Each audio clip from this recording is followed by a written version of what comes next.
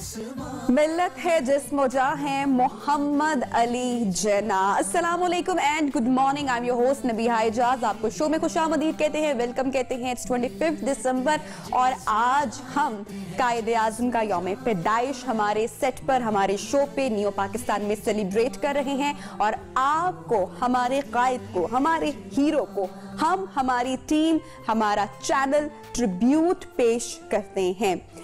आज के दिन वो बच्चा पैदा हुआ जिसने इस खित्ते की तकदीर बदल कर रख दी। मुसलमान जिन हालातों वाक़यात से गुजर रहे थे, जो गुलामी की जिंदगी जी रहे थे, उस गुलामी से आजाद करवाया मोहम्मद अली जिन्ना ने। और आज जिन आजाद हवाओं में हम सांस ले रहे हैं, हम रह रहे हैं, ये उन्हीं की बदौलत है। उन्हीं की क़यादत में हमने हमारा मुल्क आजाद पाकिस्तान हासिल किया और आजादी कितनी बड़ी नेमत है ये हमने आज जाना है। आज का दिन हमें हमारे बचपन की भी याद करवाता है। बचपन की बहुत सारी यादें हमारी ताज़ा हो जाती हैं। किस तरीके से हम इस दिन को सेलिब्रेट करते थे। आई स्टिल रिमेंबर हमारे स्कूल में मुख्तलिफ टैबलोज होते थे, मुख्तलिफ तरह के एक्ट्स होते थे। ये वो दिन है या इस तरह के हमारे जितने भी खास दिन हैं, आई बिलीव कि हमें इन्हें बड़े भरपूर तरीके से सेलिब्रेट करना चाहिए। और इस सेलिब्रेशन की बड़ी खास वजह है ताकि जो हमारे बच्चे हैं वो हमारे हीरोज को, हमारी हिस्ट्री को कभी भी फरामोश ना कर सके। उनको याद रहे कि हमारे बड़े बुजुर्गों ने कितनी मेहनत की, कितनी कुर्बानियां दी, हमारी हिस्ट्री क्या है, हम कहां से बिलोंग करते हैं, हम क्या हैं, हमने ये मुल्क कैसे हासिल किया। तो आई एम श्योर कि आज का शो आपको बहुत पसंद आने वाला है, क्योंकि हम आज हिस्ट्री जानेंगे और आज हमारा मुल्क जिन हालात में है, क्यों है, उस पर भी जरा बात करेंगे। ऐसे लीडर की हमें कितनी अशद से जरूरत है। कौन उठेगा इस मुल्क कौम से। यकीनन हमारा जो नौजवान है वही मुस्तकबिल है हमारे इस मुल्क का, और उनके लिए बहुत जरूरी है कि इस तरह के प्रोग्राम्स होते रहे, हमारे हीरोज को ट्रिब्यूट पेश किया जाता रहे। आज के हमारे जो मेहमान हैं ये किसी भी तारुफ के मोहताज नहीं है। इनकी तारीफ में अब मैं क्या बोलूं, सीधा तारुफ कराती हूँ।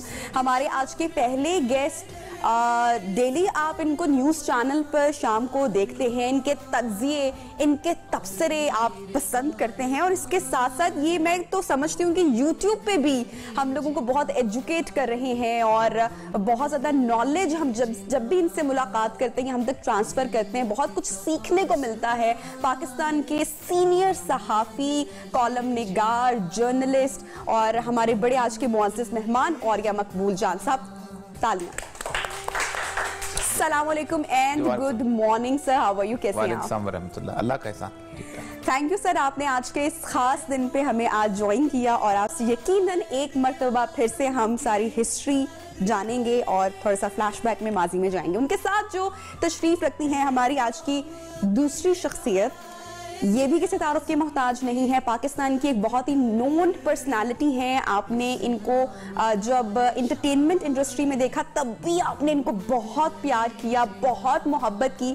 और जब ये उसके बाद सोशल वर्क में गए और सियासी पार्टी से मुंसलिक हुए तब भी आपने इनको बहुत चाहा। और इनका जो विजन है या जो इनकी थॉट है उसको आप लोग बहुत सराहते हैं, बहुत पसंद करते हैं। बराबरी पार्टी, समाजी रहनुमा हमारे साथ, हमारे पाकिस्तान के बहुत non famous personality Jawad Ahmad साहब।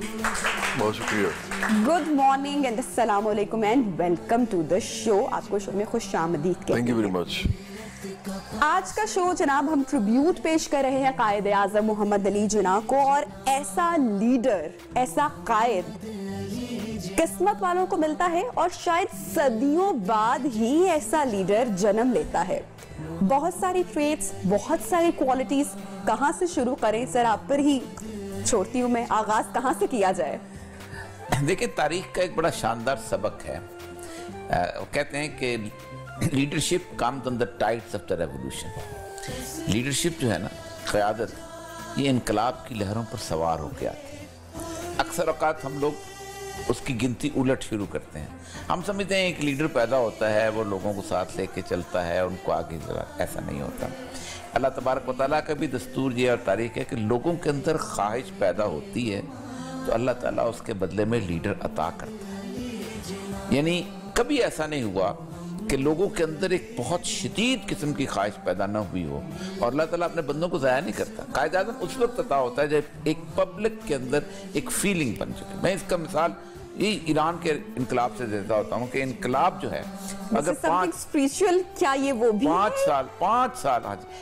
سال اگر ایرانی قوم اور نہ جاگتی، امام خمینی جو ہے اس کی قبر کو بھی کوئی نہ جانتا، وہ آرام سے وہاں سے بیٹھے ہوئے۔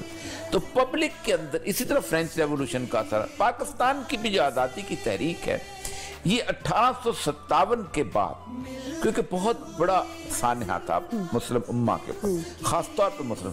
ولیم ڈارلپل ایک بہت بڑا مصنف ہے، اس نے ایک کتاب لکھی لاسٹ مغل۔ میں اس وقت سیکٹری آرکائیوز تھا، تو آرکائیوز میں آ کے اس نے کہا کہ جو 1857 کی جنگ ہے یہ بنیادی طور پر مسلمانوں نہیں لڑی تھی، ہندوؤں کے اندر بہت کم کنٹریبیوشن تھی اس کی، اور کہتے ہیں اس کا اعلان جہاد جو ہے وہ وہاں سے ہوا تھا، بات تھی لال قلعے کی ساتھ مسجد ہے اورنگزیب کی مسجد، اس سے ہوا تھا، اور 99.9% جو لوگ پھانسیوں پہ چڑھائے گئے تھے وہ مسلمان تھے، اور خاص طور پہ علماء تھے مسجدوں کے، اور وہ ایک ایسا ڈیمورلائزنگ ایفیکٹ تھا کہ آپ خود سوچیں کہ غالب لکھتے ہیں کہ بیا کے گھونسلوں کی طرح لاشیں لٹکی ہوئی ہیں دلی میں، جیسے اب بیا جو ہوتا ہے نا بجڑے کا جو گھونسلہ، ویسے پورے بازار میں لاشیں لٹکی، توپ کے آگے باندھ کے مولانا کفایت اللہ کافی کو اڑایا گیا تھا۔ اس کے بعد ایک ڈیسپریشن کا عالم تھا۔ یہ 1857 کی بات کر رہا ہوں میں، 1857 سے لے کے پہلی جنگ عظیم تک پوری دنیا کو کچھ چیزیں سکھائی گئی تھیں، اور وہ چیزوں میں سے ایک چیز یہ تھی کہ اس دنیا جو ہے یہ 4 وجہ سے تقسیم ہوتی ہے، رنگ کی بنیاد پہ ہوتی ہے، نسل کی بنیاد پہ ہوتی ہے، زبان کی بنیاد پہ ہوتی ہے، اور علاقے کی بنیاد۔ پولیٹیکل سائنس کے جو اسٹوڈنٹس ہیں وہ کہتے ہیں کہ یہ ریاست جو ہے اسی چیزوں سے بنتی ہے۔ اس کی بنیاد پہ 1920 میں لیگ آف نیشنز جب بنی ہے تو 1920 میں پاسپورٹ کا ڈیزائن آیا ہے، 1920 میں 1922 یا 23 کے اندر ویزا ریگولیشنز آئی ہیں، اور 1925 میں بارڈر سیکورٹی فورسز بن گئی، اور پوری دنیا کو انہوں نے چڑیا گھر بنا دیا انسانوں کا۔ یہ مصریوں کا پنجرہ ہے، یہ شامیوں کا پنجرہ ہے، یہ عراقیوں کا پنجرہ ہے، یہ فلان۔ اقبال نے اس وقت کہا تھا کہ مکے نے دیا خاک جنیوا کو یہ پیغام، جمعیت اقوام نہیں جمعیت آدم، کہ لیگ آف نیشنز نہ بناؤ، league of the human beings بناؤ۔ آپ سوچ نہیں سکتے کہ اس وقت سے پہلے یہاں سے ایک آدمی اٹھتا تھا، عراق میں جا کے دکان کھولتا تھا، اس کے اوپر ہندی تاجر لکھتا تھا، لوگ اس کو کہتے تھے ٹھیک ہے۔ وہاں سے ایک بندہ آتا تھا، وال سٹی میں چلیں گے آپ کو بہت ساری دکانیں ملیں گی جو بغدادی حکیم کے ہوں گے، کہ وہاں سے آ کے بغدادی حکیم جہاں پر آ گیا، کوئی نیشا پور کا ہے، کوئی کہیں کا ہے، کوئی شیراز کا ہے، کوئی سارے کتنے شیرازی آپ کو یہاں پہ مل جاتے ہیں، کوئی جہاں آئے آ کے سیٹل ہو گئے۔ یہ جو انسانوں کو جب تقسیم کیا جا رہا تھا اس وقت ایک آواز اٹھی تھی، وہ آواز سے کہا جا سکتا، اس نے کہا تھا ہم ان 4 بنیادوں پر تقسیم کو نہیں مانتے۔ اس سے آگے بڑھیں گے کیونکہ آگے ہم نے پروگرام کو آگے بھی لے کر چلنا ہے، اور جواد صاحب کو بھی میں شامل گفتگو کرنا چاہوں گی کہ وہ تو ایک سٹرگل، ایک قربانی کا دور تھا، ہم نے وہ لیا، اور ہماری ساری قوم اس وقت مسلمانوں کی جہد اور جس خواہش کا اظہار ابھی عوریہ صاحب نے کیا، اس خواہش کا اظہار ہوا، پھر سب قربانی دینے کو تیار بھی ہوئے، اور پھر یہ خطہ ہم نے حاصل کر لیا۔ کتنا خون بہا، کتنی جانیں گئی، وہ ساری ہسٹری موجود ہے۔ لیکن اب میں آپ سے خاص کر آج کے وقت کی بات، 2020 کی بات کرنا چاہوں گی کہ اتنا سب کچھ کر کے، قربان کر کے ہم نے یہ خطہ تو لے لیا، دن ہم نے اس کا کیا کیا؟ اب اصل میں نا اگر آپ تاریخ دیکھیں تو پہلے تو آپ نے کہا کہ بہت اموات ہوئیں، قربانیاں دیں، جانیں گئیں، وہ ایکچولی پارٹیشن کے بعد گئیں، پارٹیشن سے پہلے آپ کو اتنا قتل و غارت نظر نہیں آتا، اور ایکچولی ایک لیگل اور کانسٹیٹیوشنل جنگ تھی جو لڑی محمد علی جناح صاحب نے، جن کو ہم قائد اعظم کہتے ہیں، اور اسی طرح وہاں پہ پنڈت نہرو تھے یا مہاتما گاندھی تھے، ان کو مہاتما کہتے ہیں وہ جو انڈیا والے ہیں۔ تو ان لوگوں نے کوئی ایسا نہیں کیا تھا کہ انہوں نے انگریزوں کے خلاف جو ہے کوئی آرمڈ موومنٹ کی تھی، یا لوگوں کو اکسایا تھا کہ باہر نکل آؤ اور ان کے خلاف ریوولٹ کر دو۔ کوئی انسرکشن بھی نہیں ہوئی تھی کہ ایک دم لوگ بل نکلتے ہیں اور قبضہ کر لیتے ہیں۔ یہ ایک لیگل لڑائی تھی بیسیکلی، اور اس کے اندر پھر جو انگلینڈ ہے اس نے پارٹ پلے کیا آخرکار ایک بڑا عجیب و غریب سا کیبنٹ جو مشن تھا جب وہ آیا تھا تو انہوں نے پوچھا کہ آپ کیا کانفیڈریشن میں جانا چاہیں گے. جو لوگ مسلم ریاستیں مانگ رہے ہیں اور جو لوگ چاہتے ہیں کہ وہ نہ مانگیں, دونوں طرف کانگریس اور مسلم لیگ کی میں بات کر رہا ہوں. تو اس وقت بلکہ محمد علی جناح صاحب نے بہت ہی بڑے دل کا مظاہرہ کیا اور انہوں نے کہا کہ اگر یہ بہتر لگتا ہے تو ہم اس کے لیے تیار ہیں, کیونکہ اٹانومس اگر ہم ہوں گے تو ہمیں کوئی فرق نہیں پڑتا. لیکن اس وقت پنڈت نہرو نے اس کو اپوز کیا. تو میں صرف کہنا ہی چاہ رہا ہوں کہ یہ جب آپ پوری ہسٹری دیکھتے ہیں نا تو قائد اعظم محمد علی جناح کو پتا تھا کہ اس ملک کے اندر بہت غلط مسئلے ہو سکتے ہیں پیدا, کیونکہ ان کے ساتھ بھی بہت سے لوگ ایسے تھے جو یونینسٹ جن کو ہم کہتے ہیں, یہ ٹیواناز تھے, پھر دولتاناز تھے, مطلب بہت سے لوگ تھے جو جاگیرداری نظام سے نکلے ہوئے تھے. اور وہ جب یہاں پہ آئے تو انہوں نے اس پہ قبضہ کیا ایک طرح سے اس ملک کے اندر, اس کی پولیٹیکل جتنی بھی وہ تھی آپ سمجھیں لیڈ بن گئے اس کی. اور 1951 میں سندھ کی اسمبلی میں 90% جاگیردار تھے اور 1953 میں پنجاب کی اسمبلی میں 80% جاگیردار تھے. اور یہ مسعود قدر بوش نے اپنی کتاب میں لکھا ہے نوٹ آف ڈسینٹ میں, تو یہ فیکٹس اس نے وہ بیان کیے. تو اس لیے پاکستان کے اندر جو یہ جاگیرداری اسی طرح چلتی رہی, اس کے ساتھ پھر غلامی بھی چلتی رہی. ابھی بھی آپ دیکھیں جا کے, اگر آپ ساؤتھ پنجاب جاتے ہیں یا آپ سندھ جاتے ہیں تو آپ کو پتہ لگے گا کہ وڈیروں کا اور جاگیرداروں کا بہت زیادہ تسلط ہے وہاں پہ. تو میرا خیال ہے کہ زیادہ مسئلہ یہی ہوا کہ ایک ایلیٹ کیپچر ہو گیا اور عام لوگ پارٹیسپیشن ان کی نہیں ہو سکی پولیٹکس میں. عام لوگ اگر نہیں آئیں گے پولیٹکس میں آج بھی تو ان کی پارٹیسپیشن اگر نہیں ہوگی, وہ ریپرزینٹ نہیں کریں گے عام لوگوں کو لیڈرشپ میں آگے, اور اس کے بعد وہ ٹرانسپیرنسی نہیں مینٹین کریں گے, کیونکہ وہ خود کریں گے تو ہوگی. یہ انہوں نے تو آپس میں کھیل رچایا ہوا ہے جو امیر لوگ ہیں, اور آخر میں اکاؤنٹیبلٹی نہیں کریں گے تو ڈیموکریسی چل نہیں سکتی پاکستان میں. Very well said. بریک پر جا رہے ہیں ہم, اور جب بریک سے واپس آئیں گے تو قائد اعظم کی شخصیت کے بارے میں بہت سارے پہلوؤں پر ذکر کریں گے کہ وہ ایز اے پولیٹیشین کیسے تھے, ایز اے سیاستدان کیسے تھے, انسان وہ کیسے تھے, جو لیڈرشپ کوالٹیز ہیں وہ ان کے اندر کون سی تھی, اور پاکستان جن بنیادوں کی بات ابھی عوریہ صاحب نے کی ان کے اوپر ہم لوگ بات کریں گے کہ جس بنیاد پر یہ ڈویژن ہوئی کیا ہم نے اس کو آگے برقرار رکھا. بریک پر جا رہے ہیں اور بریک کے بعد جناب آپ کی ملاقات کروائیں گے ہم ہماری شو میں. پاکستان کی جو نوجوان نسل ہے, ہماری جو یوتھ ہے, ان میں کتنا جوش و جذبہ پایا جاتا ہے, اور وہ ہماری ہسٹری کتنا جانتے ہیں, اس پر کتنا وہ عبور رکھتے ہیں, یہ ہم ان سے جانیں گے. کچھ تقریری مقابلے ہوں گے ان اسٹوڈنٹس کے بیچ میں, اور ہمارے جو گیسٹ ہیں وہ ان کی اسٹرینتھ اینڈ ویکنیس کے اوپر بھی کچھ کمنٹس کریں گے, گائیڈ کریں گے ان بچوں کو. آفٹر اے شارٹ بریک کہیں مت جائے گا, stay with. Welcome back. Programme میں ایک مرتبہ پھر سے آپ کو خوش آمدید کہتے ہیں. اور بریک سے پہلے جیسے میں نے اناؤنس کیا تھا کہ کچھ بچے ہمارے سیٹ پر موجود ہیں, اور یہ سارے جتنے بچے ہیں all of them are students, پڑھ رہے ہیں, اپنی پڑھائی مکمل کر رہے ہیں, پاکستان کا مستقبل ہیں. اور آج ہم نے جو ان کو عنوان دیا ہے تقریر کے لیے وہ ہے قائد اعظم کا پاکستان. تو پہلے جو ہمارے ساتھ اسٹوڈنٹ موجود ہیں, Hamza Tahir university of central Punjab Lahore سے یہ آئے ہیں. تو ٹائم آپ کا جو ہے تقریباً 2 سے 2.5 منٹ کا ہوگا, جو کہ شروع ہوتا ہے اب. محمد عربی کی تلاوت پڑھنے والوں کو جب بندہ ماترم پڑھنا لازمی قرار دیا گیا, اور دختران توحید کے نصاب میں جب دیوداسیوں کے رقص شامل کیے جاتے ہیں, تو اسی شب تاریک میں فلسفہ غزالی, روح رومی, جذبہ سعدی, کیف اقبالی اور اپنا ایک نظریہ لے کر محمد علی جناح پاکستان کا ایک خواب دیکھتے ہیں کہ پاکستان قائد کی بے بہا قربانیوں کے بعد معرض وجود میں آتا ہے, کہ وہ پاکستان کی بنیادوں میں کئی ماؤں کی اجڑتی کوکھ, بہنوں کے تقدس کی پامالی اور بزرگوں کے آخری سہاروں کا خون شامل تھا, مگر آنکھوں میں ایک امید تھی کہ آنے والی نسلوں میں کسی بہن کی چادر پامال نہیں ہوگی. آج 74 برس گزر جانے کے بعد وہ پاکستان کہ جسے قائد نے خون جگر سے بہاروں کا مسکن بنایا تھا, خزاں کے دستے صفاق سے برباد ہو گیا.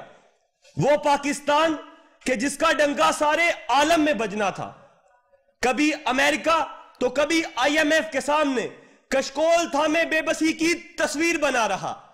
میرے قلب میں وہ سوز اور میری قلب میں وہ طاقت کہاں کہ جو اقبال کے اجڑے گلستان کا احوال لکھ سکوں.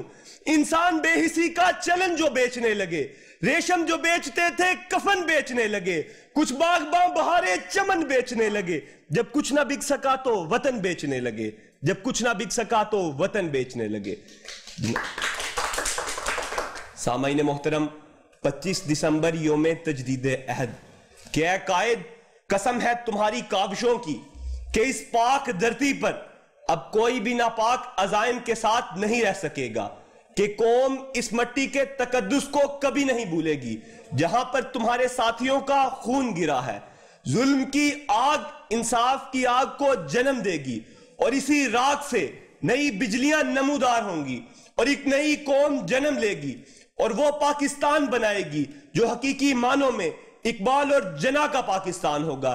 ایک دن کالی رات ٹلے گی غم کے بعد. جی بس بچ چکا ہے, آپ کا ٹائم کمپلیٹ ہوا ہے. حمزہ تشریف رکھے گا, تالیاں بھرپور ہونی چاہیے حمزہ کے لیے. اوکے جی, سیکنڈ کینڈیڈیٹ ہے مہر عمیر, سپیریئر یونیورسٹی لاہور سے. آپ آئیے گا, اس کے بعد آپ کی سپیچ کے اینڈ پہ اسٹرینتھ اینڈ ویکنیسز پہ بات ہوگی. جی, اور آپ کا ٹائم شروع ہوتا ہے اب. قائد اعظم محمد علی جناح کی قیادت میں حصول آزادی کے لیے چلتے ہوئے ہم نے یہ نعرہ لگایا تھا کہ پاکستان کا مطلب لا الہ الا اللہ ہے. اور آج 73 برس بعد پاکستان قوم کا ایک ایک باشندہ اس لا الہ الا اللہ کی حفاظت کو اپنا فرض اول سمجھتا ہے. صدر ذی وقار, آج بات ہو رہی ہے اس پاکستان کی جس کا خواب میرے قائد نے دیکھا تھا. میرے قائد کا خواب تھا کہ پاکستان کو اپنی دفاعی طاقت پر ناز ہوگا, اور آج جب 129 جان بازوں کو میں برف کے پہاڑوں تلے اپنی جان کی پرواہ کیے بغیر اس ملک کی حرمت پر جان وارتے دیکھتا ہوں تو میں اپنے قائد کا خواب سچ ہوتے دیکھتا ہوں. میرے قائد کا خواب تھا کہ پاکستان میں تمام اقلیتوں کو برابر کے حقوق دیے جائیں, اور آج پاکستان میں ہندو, سکھ, مسلمان, عیسائی اپنی خوشحالی سے اس سرزے پاک کے سبز جھنڈے تلے خوشحالی سے زندگی بسر کر رہے ہیں. مگر ذی وقار, ہمیں بے شمار مشکلیں برداشت کرنا پڑی, مگر ہم ترقی کی راہ سے ڈگمگائے نہیں. ذی وقار, اس بات کا انکار کرنا سورج کو رات کہنے کے مترادف ہوگا. مگر ذی وقار, سکوت لالا میں کلام پیدا کر, یہ آت, یہ چہرے جو نامکمل ہیں, انہی سے شہر کو کامل بنایا جائے گا. یہی لہو سے شرارے اگائے جائیں گے, یہی پہ رات کو زندہ جلایا جائے گا, یہی پہ رات کو زندہ جلایا جائے گا. Well done, well done. Hamza آپ بھی آئیے گا, اینڈ مہر آپ دونوں پلیز یہاں پہ تشریف لے کر آئیے گا. ہمارے گیسٹ سے آپ کمنٹس لیجیے گا, پھر ہم شو کو آگے بڑھاتے ہیں. جی اوریا صاحب. نہیں خیر, بہت اچھی لکھی ہوئی اور نپی تولی دونوں کی تقریریں ماشاءاللہ بہت اچھی تھیں. اور اصل میں تقریر کا معاملہ یہ ہوتا ہے جو خصوصاً اس اسٹیج کے اندر اس میں جذباتیت بہت غالب ہوتی ہے, اور لکھی بھی اس لیے جاتی ہیں کیونکہ آڈینس ہمارا جو ہے نا ابھی تک اس سطح پہ آیا نہیں کہ جہاں اس سے سیریس گفتگو کی جائے. تو جذبات دونوں کے خوبصورت ہیں, دونوں ایکسپریشن, باڈی لینگویج دونوں کے بھی اچھے ہیں. تھوڑا سا ایکسنٹ کا بہتر ہو سکتا ہے, تلفظات کیونکہ ہمارے ہاں اصل میں ہوتا یہ ہے کہ لیکن انگریزی ہم جب کوئی انگریزی بول رہا ہوتا ہے, کوئی بندہ انگریزی تو ہم فوراً کہتے ہیں کہ نہیں اس کا لیکن ہمیں اپنی لینگویج ایکچولی, لیکن اردو کو ہم ایٹ ہوم گھر میں ہم گھر کی لونڈی بنایا ہوا ہے, جو بھی زبان بندہ بولے اس کو اس کی پوری پرفیکشن کے ساتھ بولے. ایک ہوتا ہے ہم روٹین میں بولتے ہیں, ایکسنٹ ٹھیک ہو سکتا ہے, باقی ماشاءاللہ دونوں بہت. جواد صاحب. اچھا جو مجھے نام اصل میں حمزہ مہر، حمزہ نے جو تقریر کی ہے وہ تھوڑی ریئلسٹک تھی، فیکٹس اینڈ فگرز تھوڑے سے انہوں نے دینے کی کوشش کی، پاکستان کے جو ایکچولی حالات ہیں انہوں نے وہ بتائے ہیں، تو حقیقت پسندانہ تھی میرا خیال ہے۔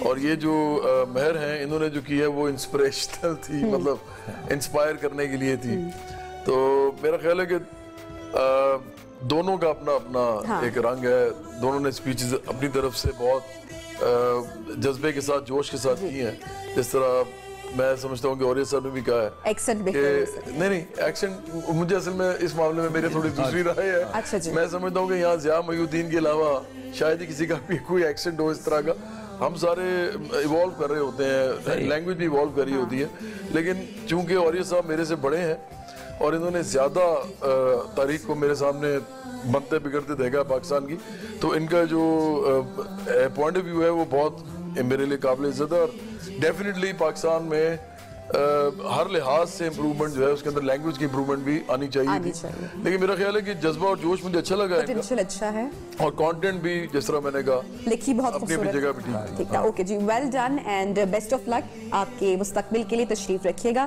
شو کو آگے بڑھاتے ہیں، اور بریک سے پہلے ہم بات کر رہے تھے کہ بریک کے بعد ہم گفتگو کو آگے بڑھائیں گے اور خاص کر جو لیڈرشپ کوالٹیز ہیں اس کی بات کریں گے۔ آپ نے بتایا کہ قوم میں تو خواہش ہوتی ہے اور پھر ایسا لیڈر جنم لیتا ہے، اور ہمارے پاس اس وقت اقبال بھی تھے، محمد علی جناح بھی تھے۔ پورا 1857 سے لے کے 1947 تک کوئی ایک سال ایسا خالی نہیں ہے برصغیر پاک و ہند کا کہ جس کے اندر موومنٹ نہ ہو کسی بھی طرف، لوگ نہ کھڑے ہوئے ہیں، اور لوگوں نے خاص طور پہ اس انگریز رول کے خلاف جدوجہد نہ کی، خواہ وہ جلیانوالہ باغ تھا، خواہ وہ بھگت سنگھ تھا، خواہ وہ مولانا محمود الحسن کی موومنٹ تھی، مالٹا کے جزائر میں گئے تھے، اور تھانے سر والا کے کیس تھا، سارے ہر جگہ سے بنگال کی موومنٹ ہو۔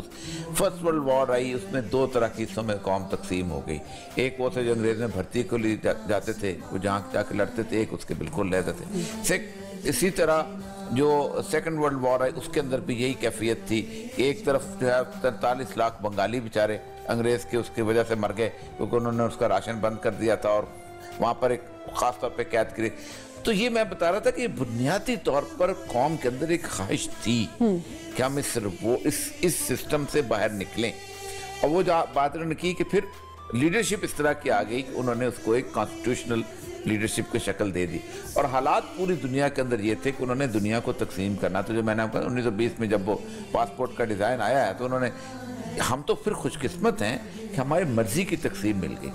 افریقہ وہ ظالم صورتحال تھی افریقہ کے اندر کہ نقشہ زمین پہ رکھا گیا اور جیسے کیک کاٹتے ہیں ویسے اس کو کاٹا گیا۔ آپ کبھی جا کے اس کی لائنز دیکھیں، آپ کو حیرانی ہوگی کہ یعنی پہاڑوں کے اندر، دریاؤں کے اندر وہاں کا بھی دھیان نہیں رکھا گیا۔ ایک اگر چچا کا گھر اس طرح ہے تو ماموں کا گھر دوسری طرف آ گیا، ماموں کا گھر اس طرح ہے تو پھپھی کا گھر دوسری طرف، اس طرح تقسیم کیا گیا اپنے حساب سے، کیونکہ ظاہر بات ہے فرینچ اور اسپینش جو تھے بہت اس مسئلے میں، باقی لوگ بھی تھے، اسپینش نہیں تھے، فرینچ تھے، اٹالین تھے، یہ لوگ تھے، انہوں نے جس طریقے سے تقسیم کیا۔ کچھ جگہ 3 جگہ پہ انگریز تھے، یوگنڈا، ٹانگانیکا اور اس کے اندر کینیا میں۔ لیکن اس دوران میں جو جس بات پہ لے کے آنا چاہتا ہوں کہ گزشتہ صدیوں کی ایک طویل تر ایک کیفیت، ہندو مسلم اگرچہ بہت عرصہ اکٹھے رہے، لیکن انگریز کے زمانے میں رفٹ اس طرح کی بلٹ کر دی گئی تھی کہ یہ ریلوے اسٹیشن تھا، اس میں ہندو پانی علیحدہ ہوتا تھا، مسلمان پانی علیحدہ ہوتا تھا۔ اس طرح کی رفٹ کے اندر یہ تصور ہو گیا تھا کہ آپ ہم اکٹھے نہیں رہ سکتے۔ تو وہاں پر پہلی دفعہ ایک نئی نیشن سٹیٹ کا کانسیپٹ دیا گیا تھا کہ میں محمد حسین چیمہ ہوں، یہ ارجن داس چیمہ، ہم ساگ ایک طرح کا کھاتے ہیں، بنگڑا ایک طرح کا ڈالتے ہیں، ہیر ایک طرح کی گاتے ہیں، ہر چیز ایک طرح کی۔ یہ میرا بھائی نہیں، میں اس کے ساتھ نہیں رہتا ہوں، اس لیے کہ لا الہ الا اللہ محمد رسول اللہ نہیں پڑھتا۔ یہ بنیادی فرق آیا تھا۔ یہ 199 جو ملک بنے ہیں نیشن سٹیٹ، ان میں یہ بالکل مختلف، اسی لیے اس پورے کے پورے उस माइग्रेशन जब हुई है इस कॉन्सेप्ट तो अचानक जद्दोजहद चल रही थी, किसी को अंदाजा ही नहीं था कि उनको अपने आबा अजदाद की कब्रें छोड़नी पड़ जाएंगी, अपने घर छोड़ने पड़ जाएंगे। कौन छोड़ के जाता है? मेरे दादा की कब्र आज भी अमृतसर की मस्जिद के दरवाजे के ऊपर है और दादी की कब्र वहीं पर है। मैं उस दिन गया तो मुझे बड़ी जरा पता है, मेरे बाप बात देख ही नहीं सका। और घर है जमीन, यहाँ से सिख वहाँ के चले गए, उनको अंदाजा नहीं, हिंदू वहाँ से चले गए, वहाँ से मुसलमान यहाँ पर आ गए।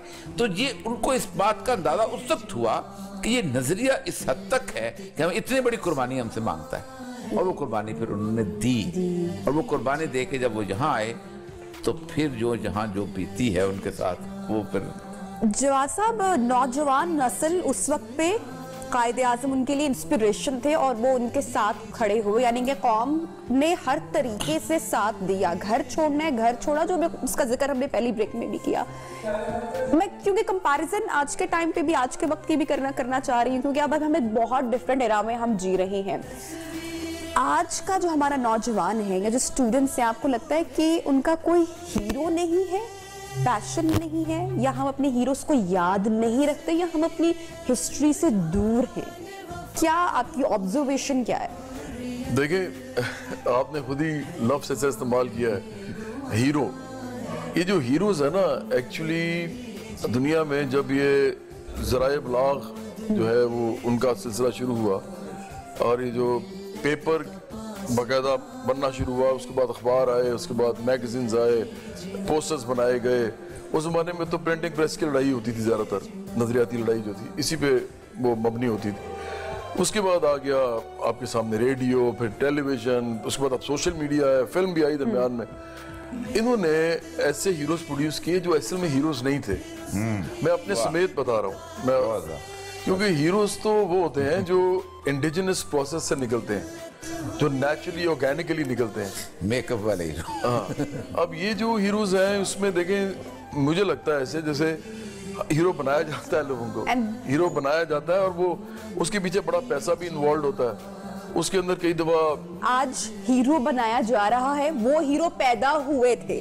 सो इसके ऊपर पैदा तो खैर कोई भी नहीं होता, वो डेवलप हुए थे, हाँ, ग्रो किए थे एक प्रोसेस के जरिए, और उसमें उनकी मेहनत, उनकी लगन, उनका जोश, उनका जज्बा, उनकी कुर्बानी शामिल थी ना। अब मुझे बताएं कि आज कोई भी आपका इंसान उठ के खड़ा हो जाए और कहे जी क्योंकि लोग मुझे जानते हैं तो अब मैं लीडर बनूंगा, तो ये थोड़ा सा मेरा ख्याल है कि अननेचुरल है। इसके ऊपर मजीद गुफ्तगू करेंगे, एक छोटी सी ब्रेक पर जा रहे हैं, आप कहीं मत जाइएगा, बहुत इंटरेस्टिंग दिलचस्प बातें हमारे मेहमानों के साथ जा रही हैं। Stay tuned. बैक प्रोग्राम में ब्रेक के बाद आपको खुशामदीद कहते हैं और हमें एक और मेहमान ने ज्वाइन किया है, founder of अखुवत foundation, doctor Mohammad Amjad Saqib साहब। आपको प्रोग्राम में वेलकम कहते हैं, खुशामदीद कहते हैं। हमें अखुवत फाउंडेशन के बारे में हमारी ऑडियंस को थोड़ा सा अवेयर कीजिएगा और बताइएगा कि इतने फलाह के लिए जबरदस्त काम जिस तरीके से किया जा रहा है। जी थैंक यू वेरी मच जी। अखुवत जो है ना, अब तो हमारे दोस्त सब हम कहते हैं कि this is the best face of Pakistan, this is the best face of our civil society. जो अहले दिल हैं, जो चाहते हैं कि इस मुल्क से गुर्बत का खात्मा हो और बिला सूद इकॉनमी प्रमोट हो और तालीम आम की जा सके।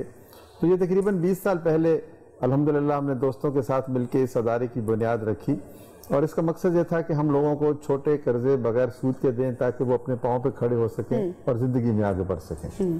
तो चंद हज़ार हमारे पास कुछ डोनेशन थी, वो चंद लाख बनी, वो फिर हम कुछ लोगों को दिए, किसी ने रेडी लगाई, दुकान बनाई, कोई ब्यूटी सैलून किसी खातून ने बनाया, और मुख्तलिफ किस्म के काम किए, इलेक्ट्रीशियन, प्लम्बिंग।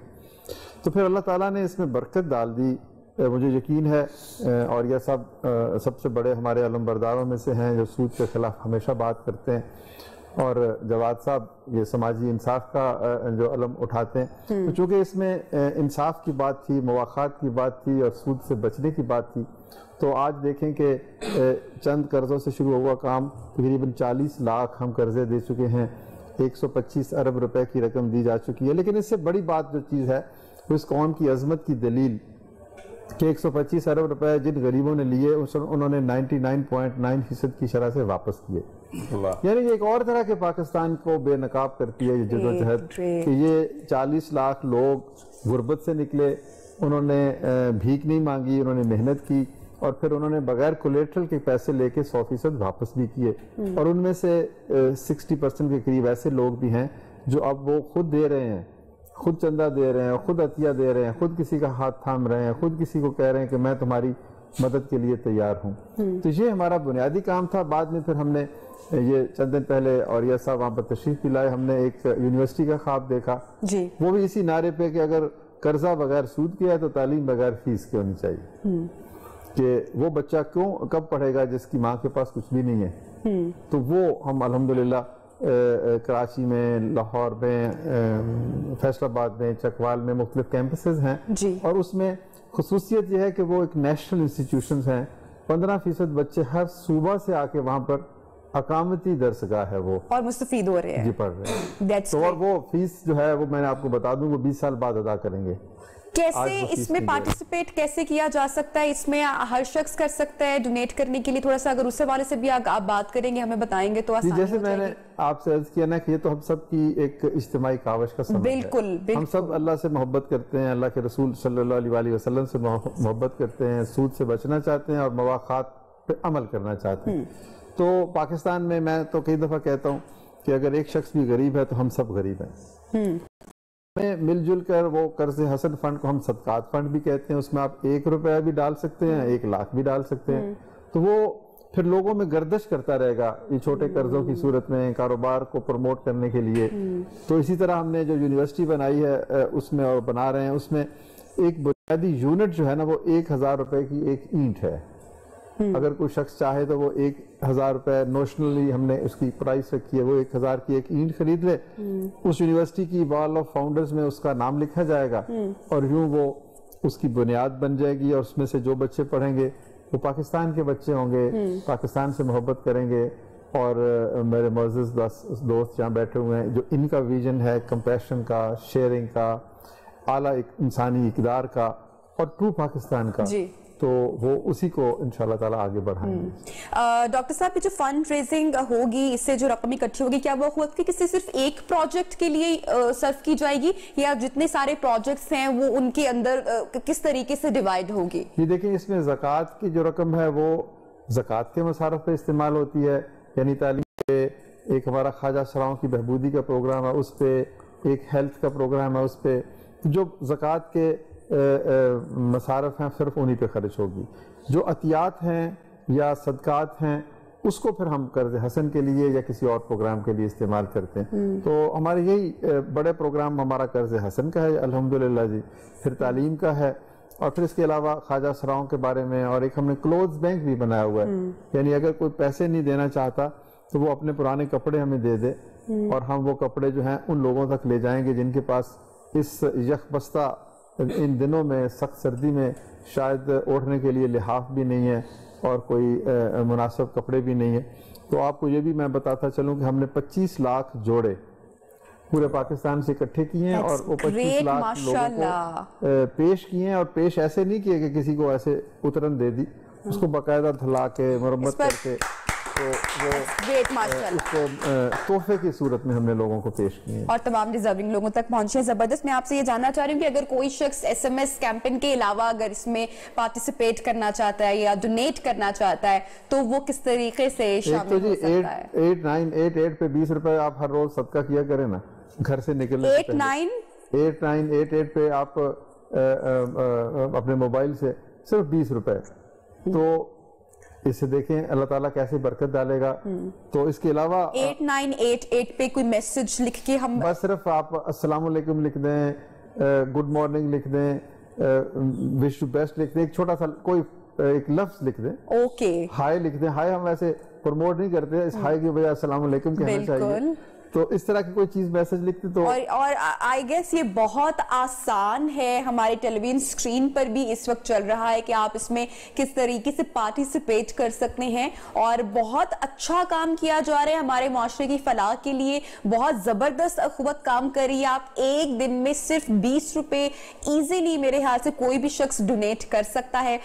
ڈاکٹر صاحب یہ بتائیے گا کہ اگر ایک سے زائد مرتبہ بھی کوئی شخص اگر جتنا جی چاہے، یہ تو نیکی ہے نا جی، اس میں تو سبقت لے جانی چاہیے. جواد صاحب مجھے پتا ہے کہ آپ ایک نہیں کہ 10 کیا کریں گے انشاءاللہ. تو دیکھیں آپ 20 کروڑ لوگ ہیں اس ملک میں, صرف 10 کروڑ لوگ ہی کو آپ طرف دینا ہے تو 2 ارب روپے روز کی چیریٹی بنتی ہے. تو یہ اخوت کو بھی دیں, اور بھی اچھے ادارے ہیں سب کو میں تو کہتا ہوں دیں, کیونکہ یہ کوئی کمپٹیشن ایسا نہیں ہے.